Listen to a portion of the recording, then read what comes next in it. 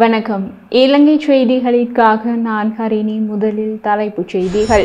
பாதுகாப்பு படையினரால் கையகப்படுத்தப்பட்ட அனைத்து நிலங்களையும் விடுவித்து மக்களிடம் ஒப்படைக்கப்படும் என்று ஜனாதிபதி அறிவிப்பு. அரசாங்கத்தால் வழங்கப்பட்ட 42 துப்பாக்கிகளை திருப்பித் தர தவறியவர்களுக்கு விசாரணைகளை ஆரம்பித்த பாதுகாப்பு அமைச்சகம். வடக்கிலிருந்து புலம்பெயர்ந்து சென்றவர்களுக்கு வேண்டுகோள் விடுத்துள்ள ஜனாதிபதி. இனி விரிவான செய்திகள்.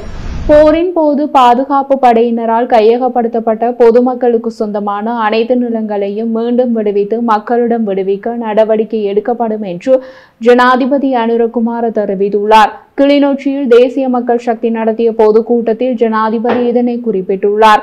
அத்தோடு போரின் போது அளிக்கப்பட்ட வீடுகளை மீண்டும் கட்டியெழுப்புவதற்கு தற்போதைய அரசாங்கம் உதவும் என்றும், போரின் போது மூடப்பட்ட கிளிநொச்சி பகுதியில் உள்ள நெடுஞ்சாலைகளை மீண்டும் திறக்க நடவடிக்கை எடுக்கப்படும் என்றும் அவர் கூறியுள்ளார்.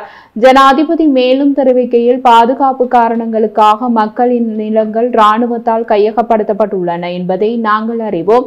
இந்த இராணுவ அதிகாரிகள் மற்றும் தளபதிகளுடன் நாங்கள் கலந்துரையாடினோம்.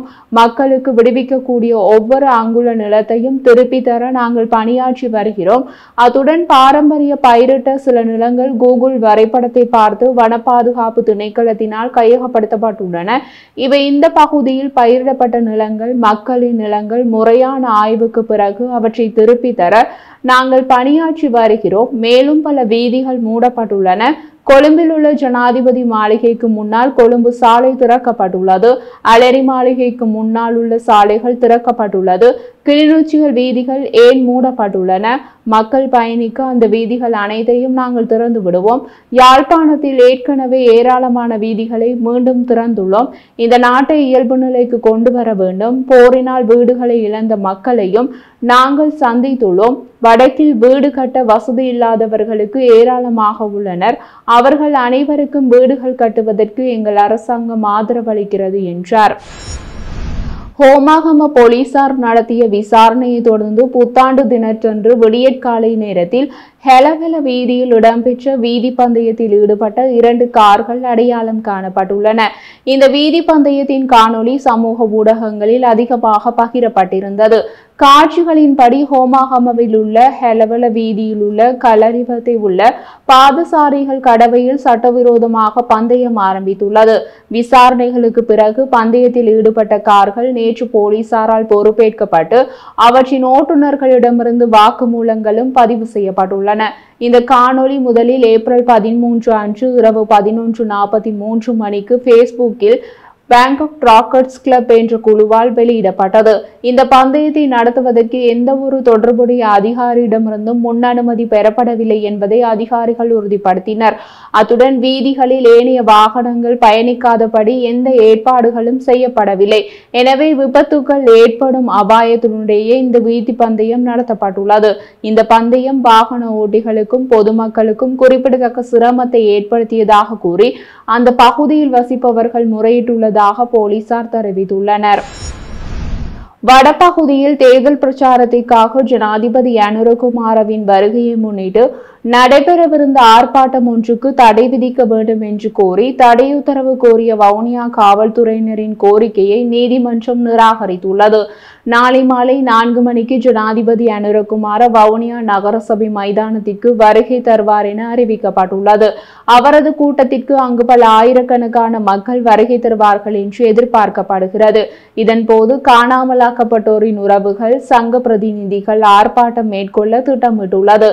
அவ்வாறு ஆர்ப்பாட்டம் இடம்பெற்றால் அமைதிக்கு பங்கம் ஏற்படும் எனவும் தெரிவித்து காவல்துறையினர் காணாமலாக்கப்பட்டோரின் உறவுகளின் ஆர்ப்பாட்டத்திற்கு தடையுத்தரவு கோரியிருந்தனர். இதனை விசாரித்த நாடாளுமன்றம் அமைதியான முறையில் ஆர்ப்பாட்டம் செய்வது மக்களின் ஜனநாயக உரிமை, அதனை தடுக்க முடியாது என்று தீர்ப்பளித்தது.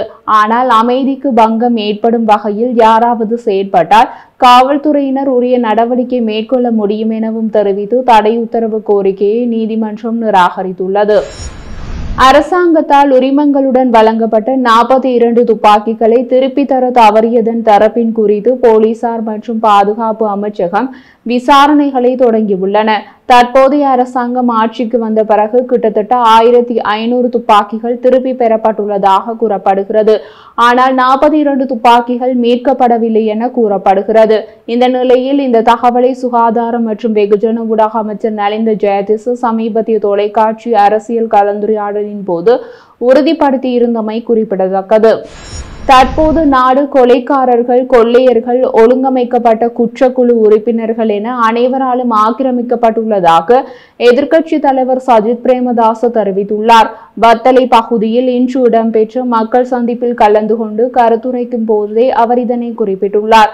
தற்போது வீதிகளிலும் தொழில் புரியும் இடங்களிலும் கொலைகள் இடம்பெறுகின்றன.